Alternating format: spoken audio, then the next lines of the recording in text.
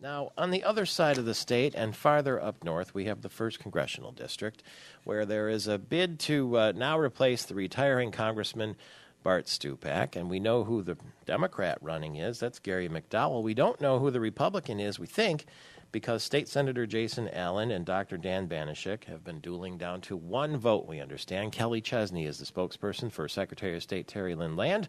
We haven't talked to you in a while. It's nice to have you back. Good morning. Good morning, Michael Patrick.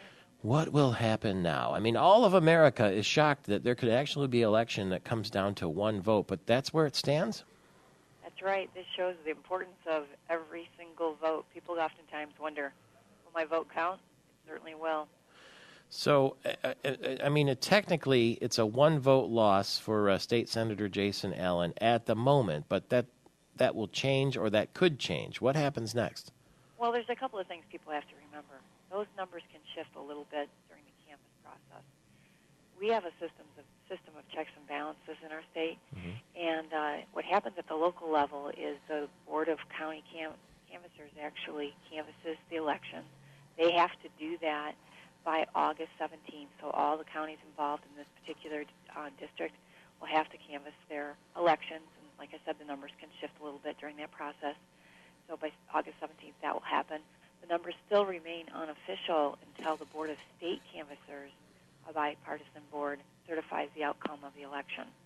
Then after that occurs, either candidate can request a recount of a precinct or multiple precincts or the entire district. And they'll have 48 hours in which to file that request, and then there will be a recount conducted of the areas that were requested. And that's actually when the rubber hits the road and we find out who exactly is going to be the winner of this particular race. So it's possible in the canvassing process that the numbers could change anyway? Well, they'll shift. They may shift some. Maybe. They could shift a little bit here and there, onesies and twosies, and one vote here, one vote there. So it's important that people know that even before the recount, if it takes place, that the numbers can shift somewhat in either party's favor. And again, then there will be a recount, and then we'll have our true outcome after that. How long would that take if it goes to a recount? Well, we have to have our results before we print ballots, so it's 45 days before an election, clearly. So they'll be working hard on it. It's a large district. If they request big portions of it, it'll be an accelerated process and a really aggressive schedule to get it done because it is a hand count. So it'll be a good couple weeks for sure.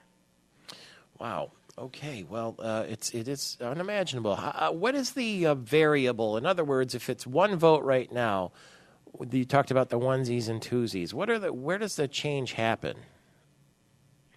Where does it happen? Yeah, I mean, are there votes that are disqualified? Are there votes that weren't counted? Are there votes that somebody didn't have their ID? I mean, where's the wiggle room? It's whether or not they're reconciling the polls. So in other words, how many ballots were issued versus how many ballots are actually recorded in the poll book. So it's more that they're accounting for every single ballot. So they may have one or two votes throughout that entire district that could change. And that's not uncommon. Oh. Is there any truth to the rumor there was a machine up there that wasn't working properly?